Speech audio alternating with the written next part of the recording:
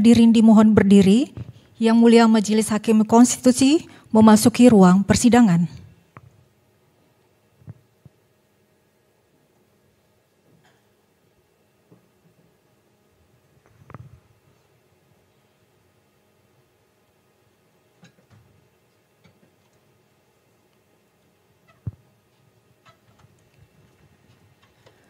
Hadirin disilakan duduk kembali.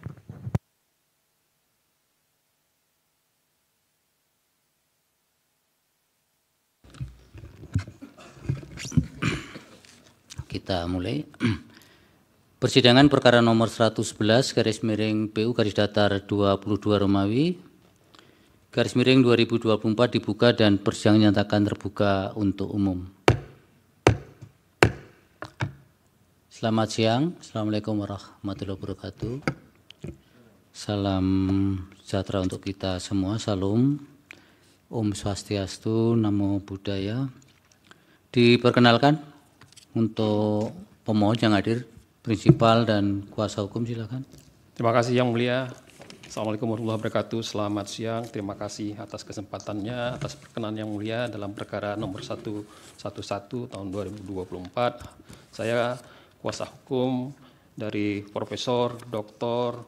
Johan Sah Marjuki, spesialis bedah plastik rekonstruksi estetik subspesialis EL di sebelah kiri saya, dan Zulhaina Tanamas dan Muhammad Zikirullah hadir juga dari tim kita, Bapak Mustaib dan Hadi Wijaya SHMKS. Terima kasih Yang Mulia.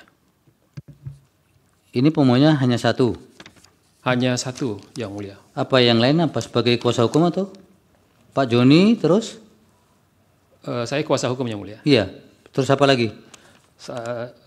Zulhaina Tanamas, terus? Faisal Lubis, M. Haikal Firjuni dan Zikirullah SH. Terima kasih. Terus yang di belakang? Yang di belakang tim kami Yang Mulia. Tim apa? Tim asistensi dari kuasa hukum. Terima kasih Yang Mulia. Baik. Kami dari Mahkamah Konstitusi, Hakim Panel khususnya, sudah menerima permohonan ini dan kami sudah membaca juga. Oleh karena itu pada sidang siang hari ini dengan agenda mendengarkan penyampaian pokok-pokok permohonan dari pemohon, silakan disampaikan pada bagian-bagian yang penting saja. Highlightnya saja, nanti selebihnya nanti bisa kami elaborasi di hakim panel sendiri. Silakan, siapa yang akan menyampaikan? Terima kasih Yang Mulia. Nanti saya akan sampaikan dan ditambahi oleh Prof. Jo sebagai prinsipal. Permohonan ini adalah permohonan terhadap Undang-Undang Kesehatan nomor 17 tahun 2023 sebagai objek permohonan, yaitu terhadap pasal 1, pasal 451, pasal 272 ayat 2, pasal 1 angka 26, pasal 272 ayat 5, dan pasal 421 ayat 2 huruf B. Dengan batu uji adalah Undang-Undang Dasar 1945, pasal 28C ayat 1, pasal 28D ayat 1, pasal 28H ayat 1, dan pembukaan Undang-Undang Dasar 1945. Pasal 451 Undang-Undang Kesehatan itu berbunyi, pada saat undang-undang ini mulai berlaku, kolegium yang dibentuk oleh setiap organisasi profesi tetap diakui sampai dengan ditetapkannya kolegium sebagaimana dimaksud dalam pasal 272 yang dibentuk berdasarkan undang-undang ini. Sedang pasal 272 ayat 2 sepanjang frasa merupakan alat kelengkapan konsil dan yang berbunyi kolegium sebagaimana dimaksud pada ayat 1 merupakan alat kelengkapan konsil dan dalam menjalankan perannya bersifat independen. Pasal 1 angka 26 sepanjang frasa dan merupakan alat kelengkapan konsil yang berbunyi kolegium adalah kumpulan ahli dari setiap disiplin ilmu kesehatan yang mengampu cabang ilmu tersebut, yang menjalankan tugas dan fungsi secara independen dan merupakan alat kelengkapan konsil. Pasal 272 ayat 5 berbunyi, ketentuan lebih lanjut mengenai kolegium termasuk tugas, fungsi, dan wewenang diatur dengan peraturan pemerintah. Pasal 421 ayat 2 huruf B sepanjang frasa serta etika dan disiplin profesi yang selengkapnya berbunyi, ketaatan terhadap standar profesi, standar pelayanan, standar prosedur operasional, serta etika dan disiplin profesi. Alasan pemohon yang mengajukan pokok-pokok pasal-pasal yang diajukan tadi adalah Profesor Dr. Johansah Marjuki, spesialis bedah plastik rekonstruksi estetik, subspesialis EL, adalah guru besar dan guru besar emeritus, sampai saat ini masih mengajar dan menjadi Dewan Penasihat /Pertimbangan Kolegium Bedah Plastik Rekonstruksi Estetik sejak 2023 sampai sekarang. Beliau juga adalah pengajar filsafat ilmu dan pada spesialis 1 dan subspesialis Fakultas Kedokteran Unair dan pengajar filsafat ilmu dan budaya ilmiah pada Fakultas Kedokteran Unair, dan sampai saat ini masih aktif melakukan tugas sebagai kolegium pada Kolegium Bedah Plastik Rekonstruksi Estetik. Alasan-alasan yang menjadi alasan pengujian ini adalah bahwa pertama, pasal 451 yang berbunyi sebagaimana disampaikan itu menjadi kerugian konstitusional bagi pemohon karena menghapuskan atau tidak mengakui atau unlawful terhadap kolegium yang sudah ada, yang existing, dan karena itu menjadikannya kerugian terhadap kelembagaan yang sudah ada. Kelembagaan kolegium yang diakuin adalah kolegium, dalam ini misalnya adalah kolegium kedokteran yang menjaga atau pengampu ilmu kedokteran, yang merupakan natural science, yang menjaga kebenaran ilmiah dan tradisi ilmiah. Dan dengan dihapuskannya kolegium yang existing pada saat ini, maka menjadi kerugian konstitusional atas kemajuan ilmu pengetahuan, kemajuan dalam tradisi ilmiah, dan hilangnya hak konstitusional pengampu ilmu dalam menjaga ilmu kedokteran sebagai kolegium. Dan dengan demikian maka hak konstitusional atas pasal 28C dalam kaitan dengan kemanfaatan ilmu pengetahuan dan teknologi dan mencerdaskan kehidupan bangsa menjadi kehilangan hak-hak konstitusionalnya. Dan pada saat undang-undang ini disahkan, hal itu menimbulkan akibat karena kolegium tersebut yang saat ini sudah ada, untuk kolegium kedokteran saja ada 38 kolegium, maka dengan tidak diakuinya kolegium-kolegium yang ada, maka menimbulkan kehilangan hak hidup dan hak untuk berkembang dan hak untuk bertumbuhnya ilmu pengetahuan yang diampu oleh kolegium kedokteran. Dan itu bermakna adalah tidak adanya pengakuan dari undang-undang dalam hal ini adalah sistem hukum dan negara dalam rangka menjaga ilmu pengetahuan, dan hal itu adalah unlawful, invalid, dan merupakan tanda kutip genocide terhadap kolegium itu sendiri. Dan tidak ada alasan, tidak ada kesalahan, tidak ada dasar untuk menghapuskan unlawful dan tidak mengakui kolegium yang ada, yang existing sampai saat ini. Itu alasan-alasan yang kami ajukan. Yang kedua adalah pasal 272 ayat 2 yang menjadi batu uji, yang menjadi permohonan kami adalah dalam kaitan dengan frasa merupakan alat kelengkapan konsil.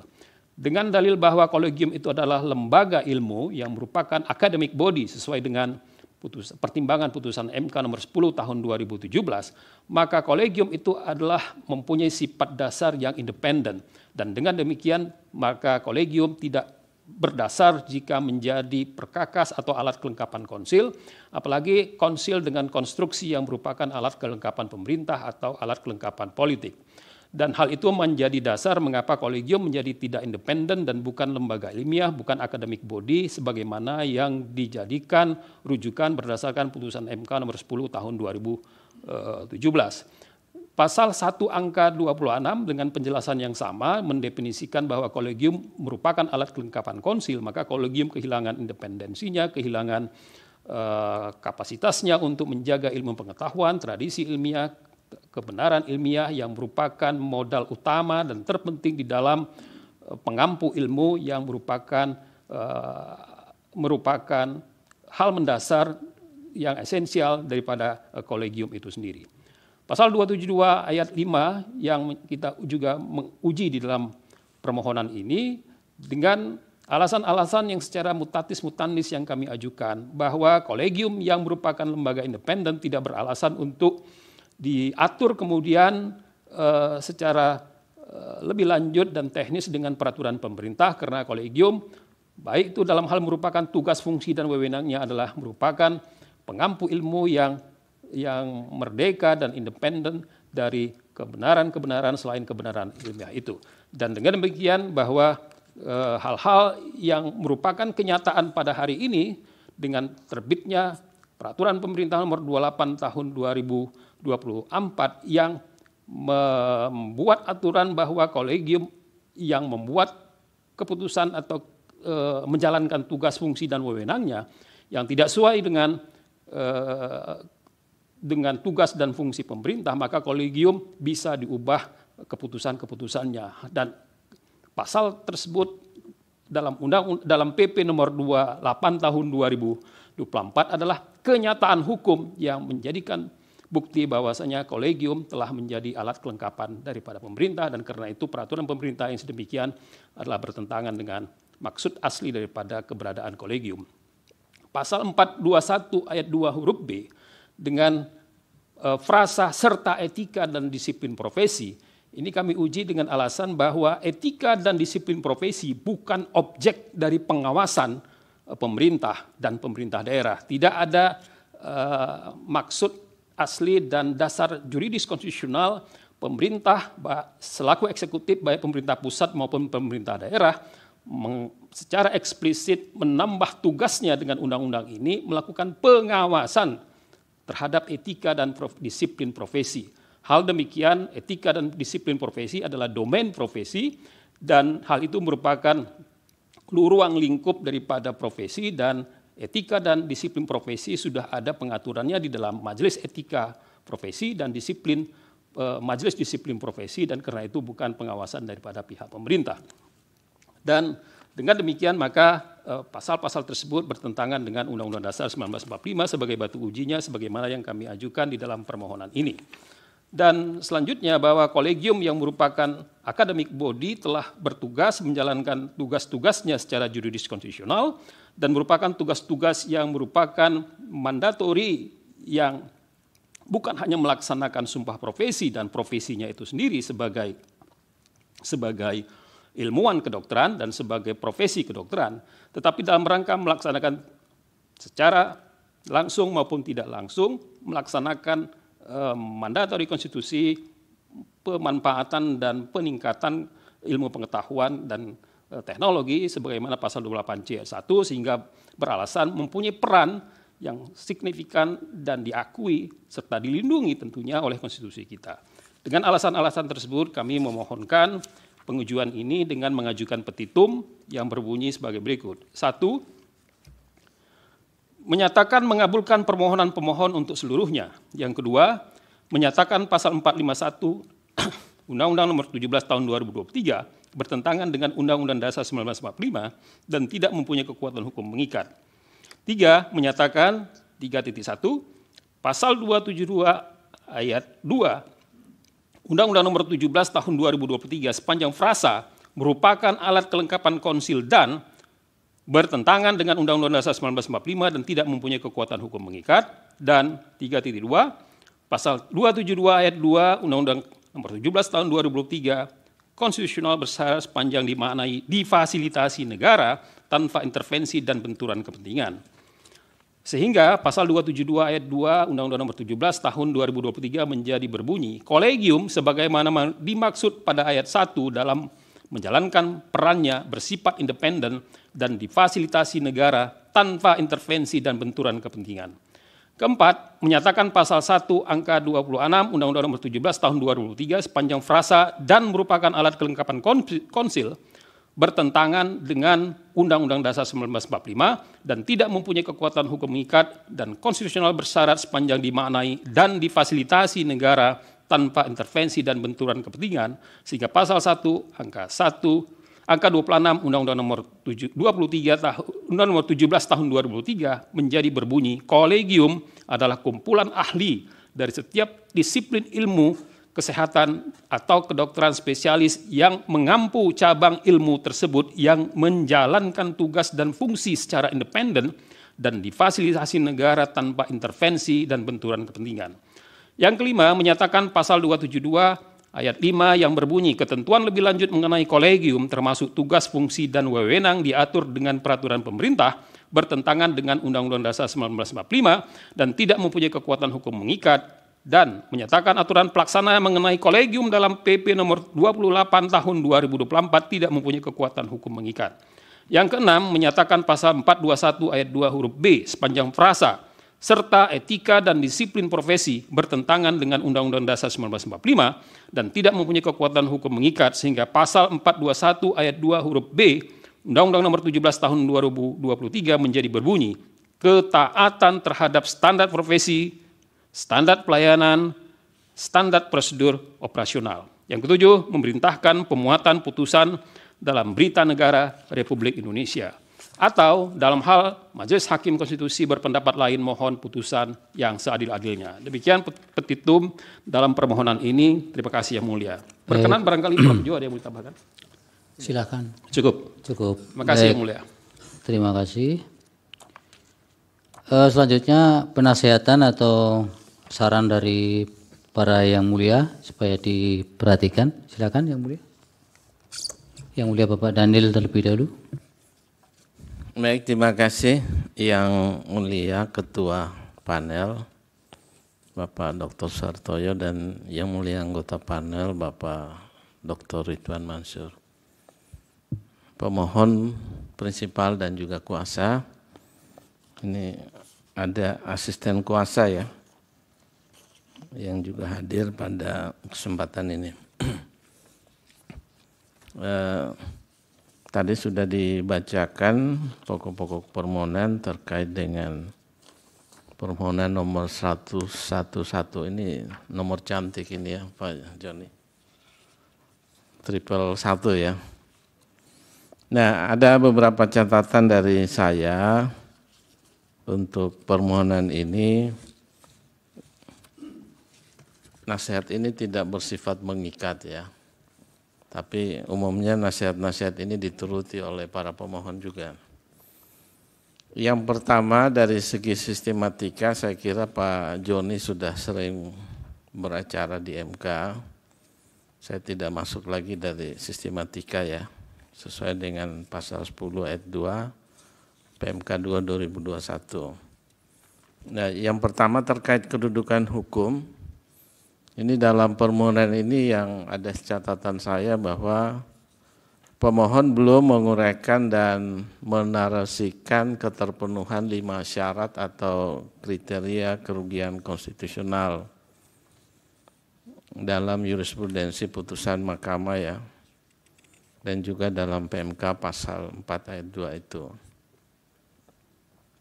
Yang kedua, ini prinsipal Pak Profesor Dr. Johansyah ini mengajukan permohonan secara pribadi ataukah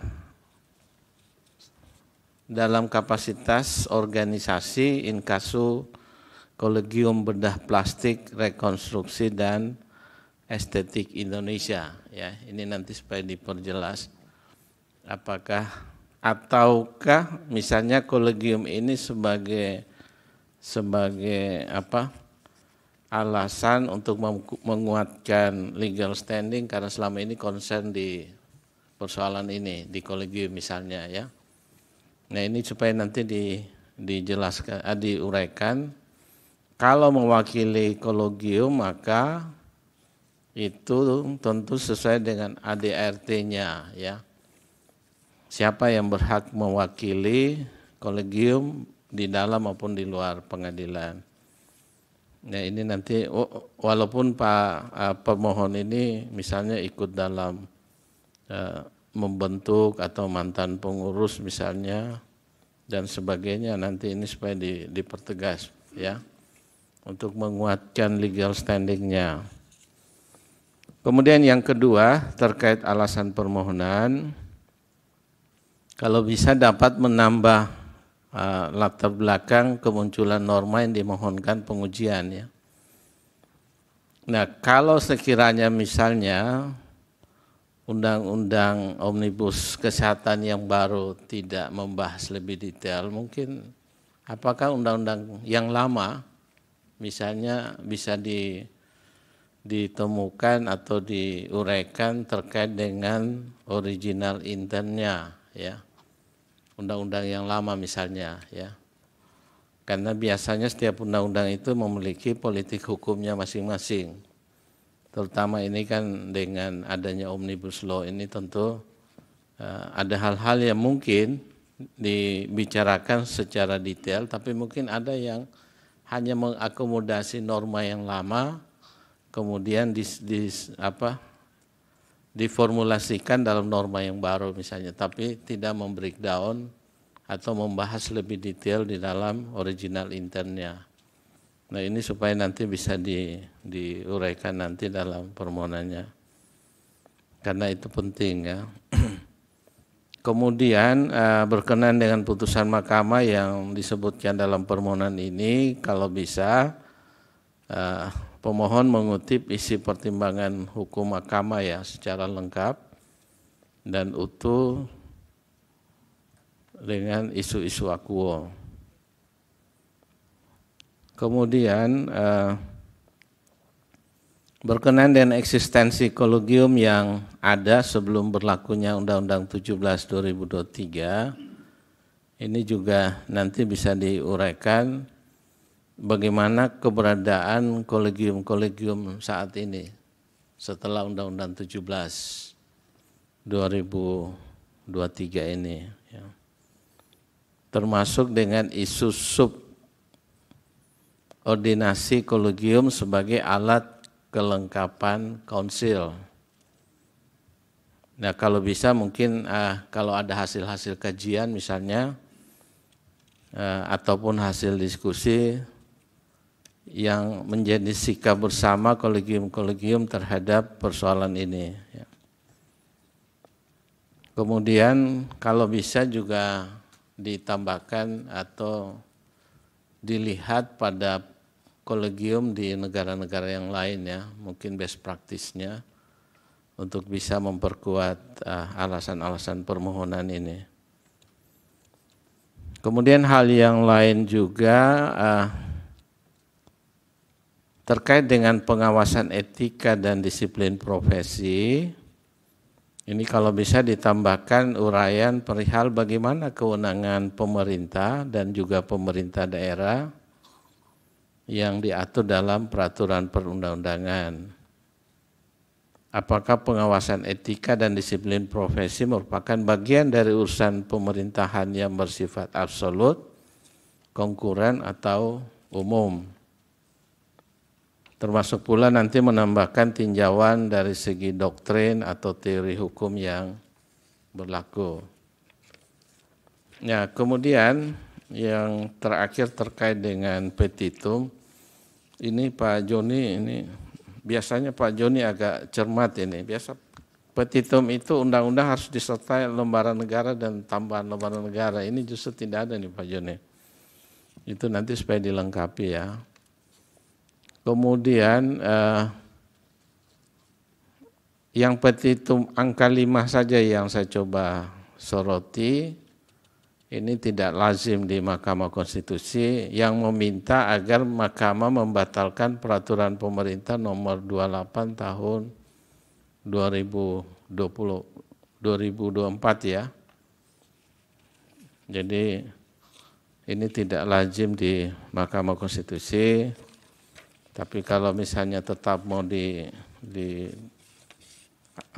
dicantumkan dalam petitum, mungkin diuraikan di positanya mengapa ini penting untuk dicabut. Ya.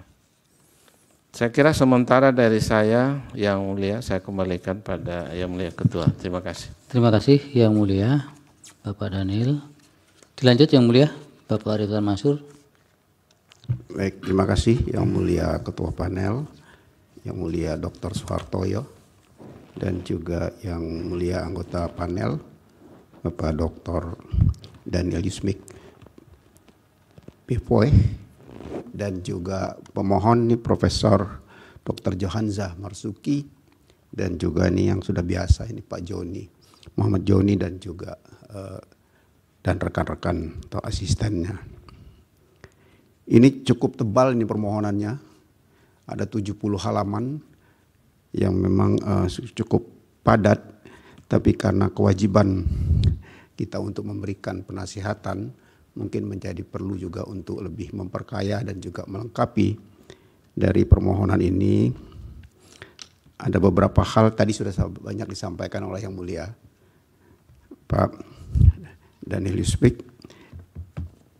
Ini kan ada 5 pasal yang diuji, 5 pasal uji dengan 3 batu uji, 28 D ayat 1, 28 D ayat 1, dan 28H ayat 1.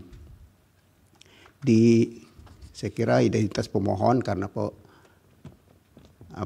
kuasa sudah sering, saya kira sudah cukup baik, tidak ada masalah di sini. Struktur dan format juga telah sesuai dengan ketentuan pasal 10 ayat 2 Peraturan Mahkamah Konstitusi nomor 2 tahun 2021.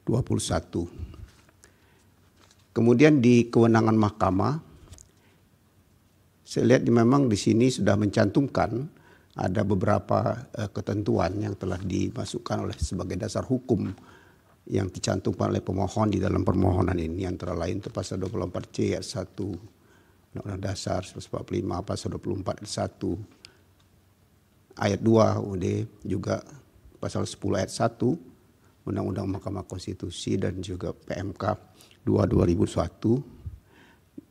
Nah, saya kira juga mungkin untuk lebih menyempurnakan permohonan ini, apakah tidak sebaiknya juga saudara mencantumkan ke dalam bagian kewenangan mahkamah itu antara lain memasukkan pasal 29 Undang-Undang Kekuasaan Kehakiman dan juga pasal 9 Undang-Undang Pembentukan Peraturan Perundang-undangan supaya lebih lengkap lagi gitu. Nah, di kedudukan pemohon ya, saya kira memang sudah tepat, ada 5 parameter syarat kerugian konstitusional sebagaimana dimaksud dalam pasal 51 sudah dimasukkan oleh saudara di dalam kedudukan hukum. Nah, di sini pemohon mengkualifikasi diri sebagai perorangan warga negara yang berprofesi sebagai dokter dan juga akademisi serta ilmuwan yang berperan penting dari keberadaan kolegium SEKI, Kolegium Kedokteran Bedah Plastik, Rekonstruksi dan Estetik Indonesia. Nah, saya kira memang ada beberapa yang dimohonkan di dalam permohonan ini, itu ada 6 ya, petitumnya ini. Ya, ada beberapa cat sedikit saja ya. Sebenarnya sudah cukup di sini saudara memasukkan, tetapi mungkin lebih diuraikan lagi misalnya, terutama di alasan-alasan permohonannya itu saja nanti ya. Walaupun sudah sangat baik saudara merumuskan, menguraikan alasan-alasan, tapi terhadap beberapa hal yang mungkin dapat saudara lebih sempurnakan lagi. Pada halaman 21 misalnya, di dalam permohonan pemohon yang mendalilkan bahwa pemohon mengalami kerugian konstitusional atas berlakunya pasal AKUE yang merupakan pasal-pasal jantung mengenai konstitusionalitas kolegium yang independen dalam mengampu cabang ilmu dengan menjaga ilmiah, kaidah ilmiah dan tradisi ilmiah. Nah, dalam hal ini sebaiknya pemohon lebih juga mengeksplor atau mengelaborasi lebih banyak argumentasinya bagaimana keberlakuan pasal AKUE itu berdampak inkonstitusionalitas kolegium menurut saudara. Ya, misalnya saudara dapat memberikan contoh-contoh tadi Yang Mulia Pak Danielius Beck juga menyampaikan bila perlu disertai dengan contoh-contoh kasus supaya menjadi lebih jelas di dalam alasan permohonan ini, ya. Nah, begitu juga dengan beberapa berkaitan dengan tanpa intervensi dan benturan kepentingan, itu juga mungkin saudara juga lebih dieksplor lagi, lebih baik, untuk lebih baik, ya. Saya kira itu di petitum, saya lihat memang tadi juga sudah disampaikan ada beberapa yang tidak lazim. Nah, kalau saya melihatnya memang di dalam petitum angka 3, yaitu terdapat ada 2 bagian itu di situ, ada 3.1 dan 3.2. Nah, supaya sebaiknya saudara menentukan, mungkin ya sebaiknya saudara menentukan petitum mana yang hendak diminta oleh saudara pemohon supaya lebih ditegaskan saja sehingga disesuaikan dengan ketentuan dari PMK 2 tahun 2021.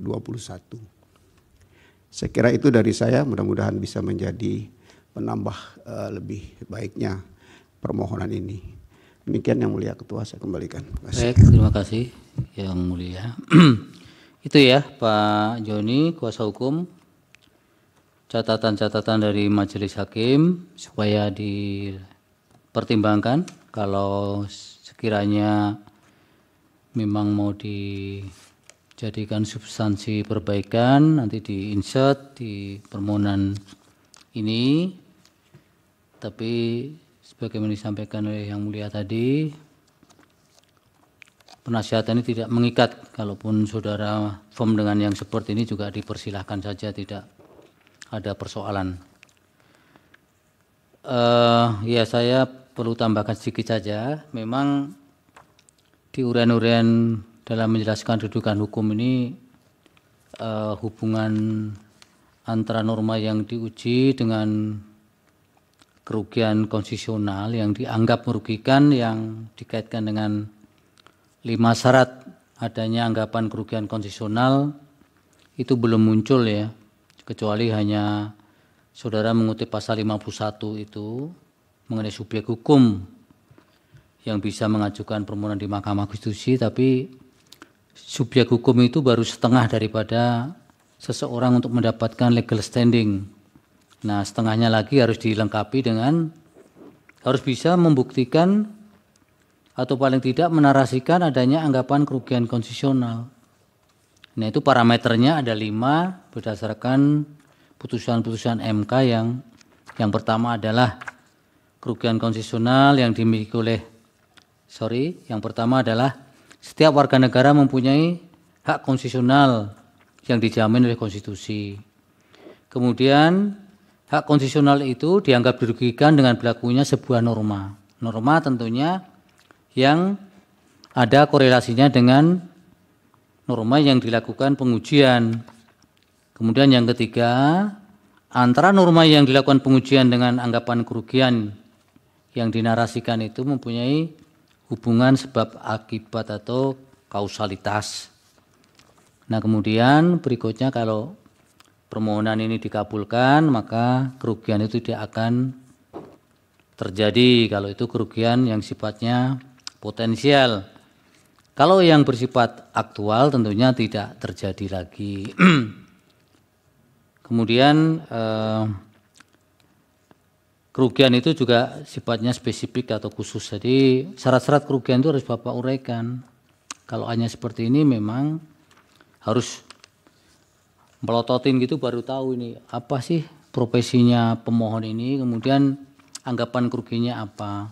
Tapi itu bagi hakim, tapi bagi publik yang mengikuti permohonan ini menjadi kesulitan kalau tidak dinarasikan berangkat dari syarat-syarat anggapan kerugian konstitusional yang ada 5 itu. Nanti supaya dilengkapi Pak Joni sekiranya memang mau. Kemudian di bagian posita ini kan uraian-uraiannya terlalu panjang, mungkin bisa dipadatkan sehingga tidak harus sampai 70 halaman begini. Cukup ini permohonan kalau dipadatkan mengurangi redundancy bisa cukup 30 atau 30 lebih sedikit halaman pun sudah cukup, jadi bisa dipangkas setengahnya sebenarnya. Kemudian pada bagian petitum Pak Ya, Bapak kan menarasikan petitum ini kan ada yang kontradiksi ini. Coba Bapak cermati petitum yang berkaitan dengan pasal 272 ayat 2 ini. Apa yang Bapak mau inginkan itu? Yang 3.1 kah? Yang 3.2 kah? Atau yang 3.3? Atau yang 3 3.1, 3.2, ataukah yang kemudian sebagaimana yang Bapak maksud di rangkuman dari 3.1 dan 3.2 yang kemudian digabungkan di bunyi selengkapnya itu. Ini yang Bapak harus cermati nanti daripada oleh mahkamah dianggap petitum yang seperti ini adalah petitum yang kabur, tidak jelas. Kalau Bapak minta bahwa sepanjang prase merupakan alat kelengkapan konsil dan itu inkonstitusional, maka langsung saja digandeng sepanjang tidak dimaknai, difasilitasi negara tanpa intervensi dan benturan kepentingan. Jadi itu satu tarikan, Pak, bukan dipisah seperti ini. Nanti justru kalau dipisah seolah-olah menjadi dua bagian, pemaknaan yang dimohonkan yang satu dengan lainnya kemudian saling kontradiksi atau ada kontradiksi interminis. Nanti dirapikan maunya seperti apa. Kalau maunya seperti yang Bapak tarik di bunyi selengkapnya sehingga berbunyi sebagaimana ini, seharusnya kan itu satu tarikan, bukan dipisah menjadi dua bagian. Itu kemudian kembali kepada positanya juga nanti harus dinarasikan. Apakah memang betul kalau kemudian menjadi alat kelengkapan konsil itu serta-merta memang independensinya kemudian terganggu? Memang konsil-konsil yang ada sekarang ini apakah tidak bisa maksimal di dalam menjalankan independensinya? Ini juga ada putusan sebelumnya yang tahun berapa ya Pak Joni yang KKI itu kemudian sampai ketua ID-nya juga harus tidak boleh merangkap itu kan. Ini kan ada satu erga omnes di situ. Jadi apakah keberadaan konsil yang hari ini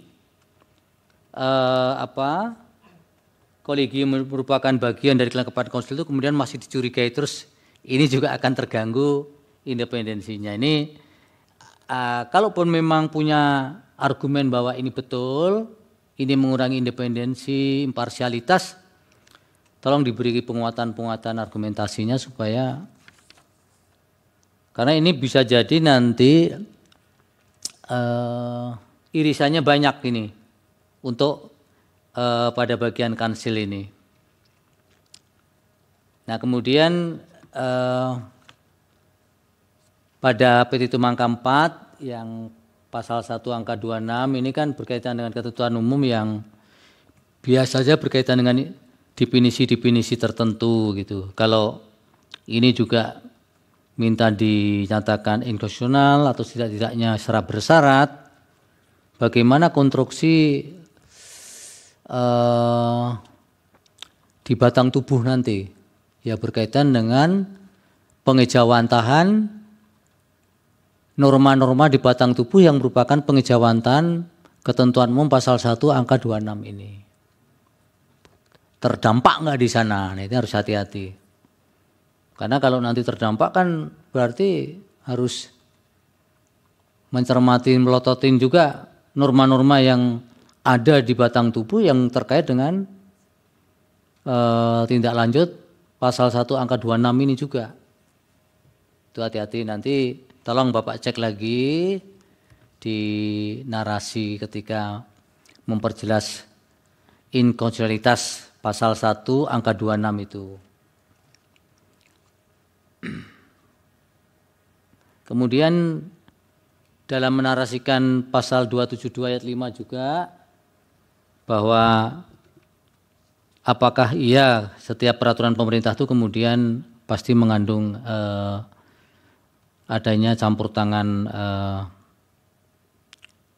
kekuasaan di situ yang kemudian harus selalu kalau peraturan pelaksana sebagai aturan yang sifatnya organik itu kemudian tidak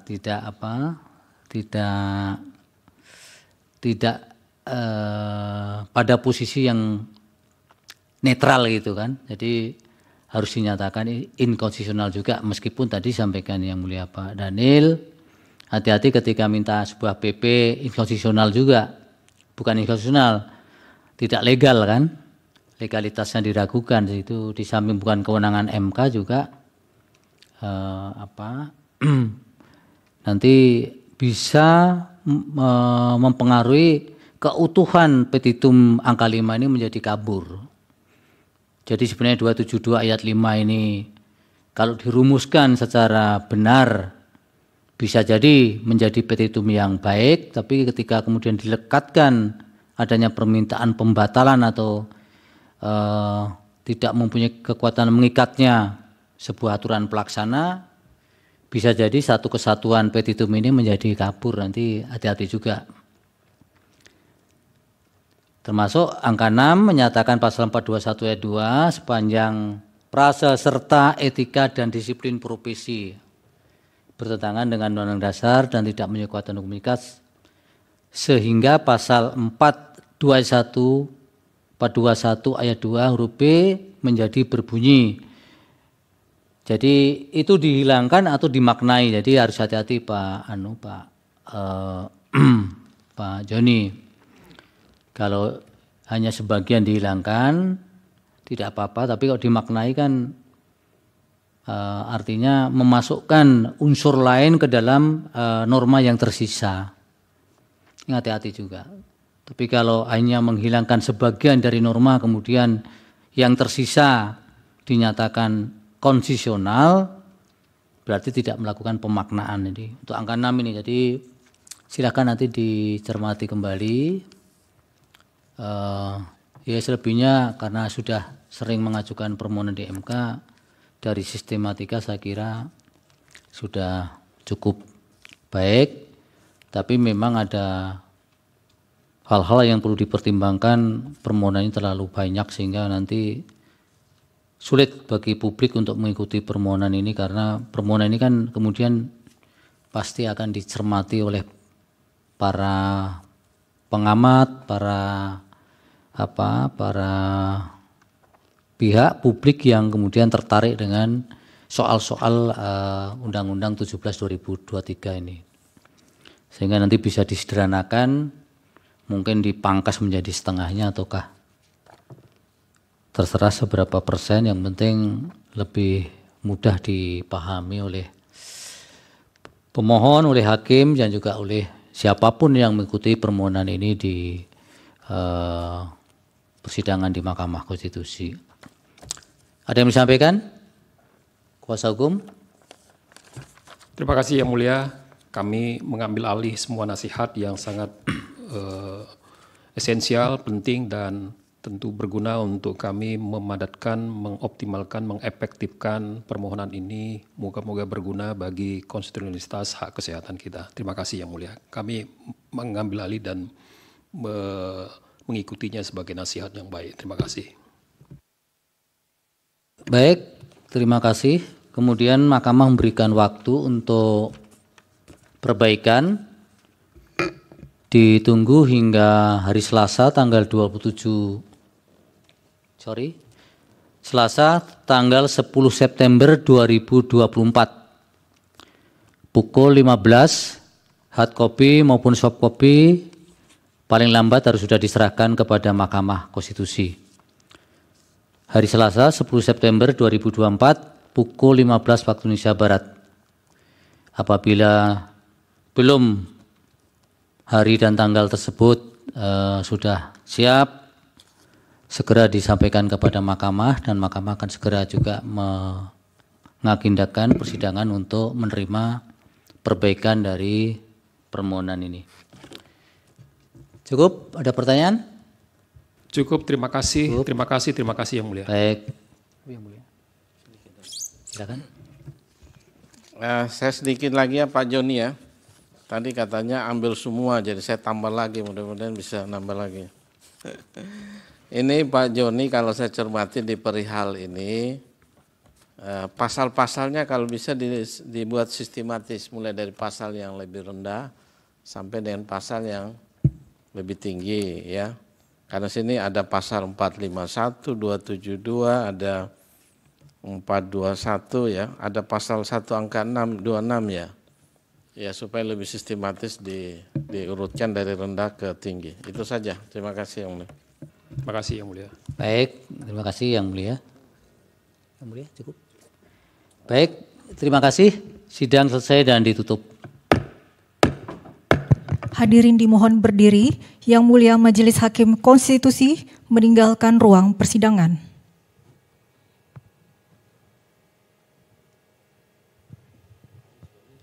Hadirin disilakan duduk kembali. Hadirin yang kami hormati, demikianlah persidangan pada hari Selasa, tanggal 27 Agustus 2024 untuk perkara nomor 111/PUU garis datar 22 Romawi garis miring 2024 telah selesai. Terima kasih, selamat siang.